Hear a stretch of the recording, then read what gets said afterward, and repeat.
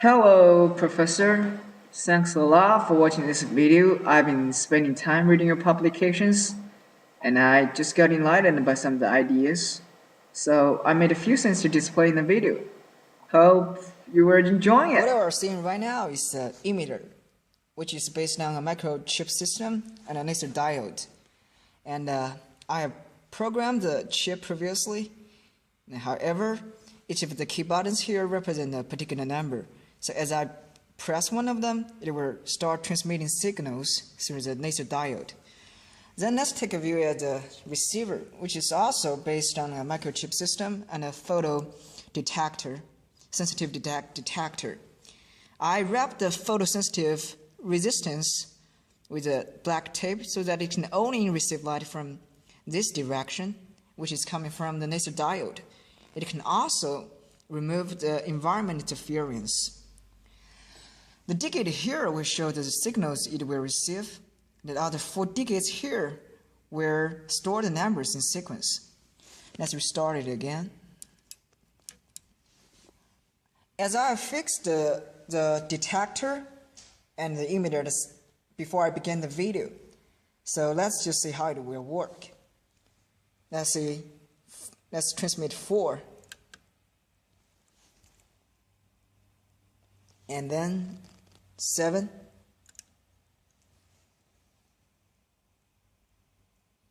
Obviously, it works pretty well, but in fact, I've adjusted the pulse widths of the emitter for several times to match the photosensitive detector. In the last experiment, I used a laser diode, and in this one, I'm using infrared diode. The two systems are pretty much the same, except that I replaced the photosensitive resistance detector with the infrared detector, and the laser diode with the infrared diode. Everything else is almost the same.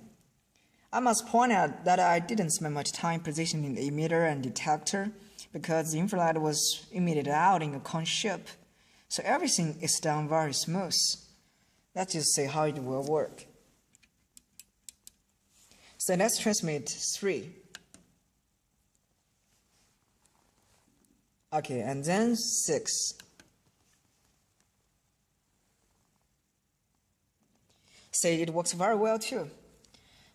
In fact, the infradiode can work at lower pulse widths. And in this system, it can also remove the environment interference, so I don't use black tape here. However, the transmitting distance is short compared to the laser diode. But I believe if I use a high power infradiode, it can transmit a longer distance. So personally, I prefer the infrared diode. So this is pretty much the difference between the infrared diode communications and the laser diode communications in this very situation. Professor, thanks for being patient, and this is the last thing that I'm going to show you. So what we're now looking at is a laser microphone, and all those things are handmade except for this one. I will introduce them to you one by one.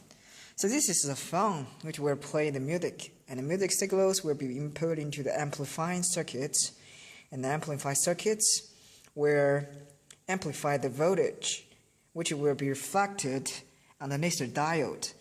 And luckily, the laser diode is working in a linear relationship with its voltage, so it can produce laser of different intensities.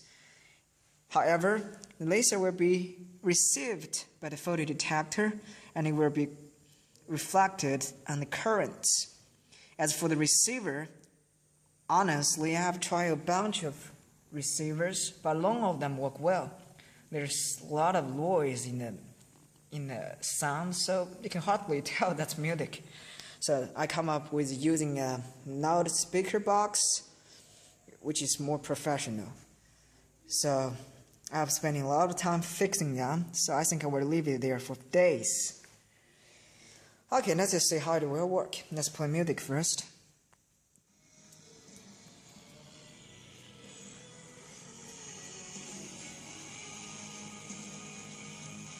We can hear it somehow, but it's really low because the signal it produces is only a couple of mini volts, so I got nothing to do with it.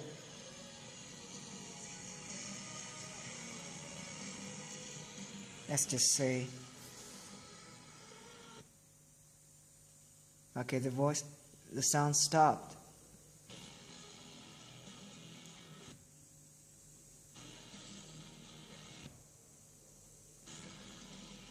Okay, that's pretty much everything. I also test the idea of transmitting signals through the power line, which I learned from this paper, to transmit the internet data through the power line. Very interesting idea. I happily did it. I used one of the receivers that I made, and I blocked the laser. And I also plug out the photodetector, so there's nothing coming from the photodetector during this system. I use the same battery to supply power for both the transmitter and the receiver. Okay, let's just see how it will work.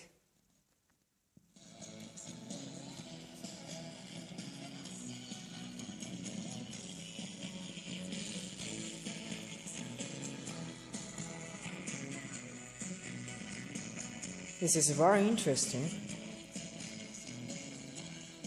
I don't know how I did it, but somehow I think I know how to explain it.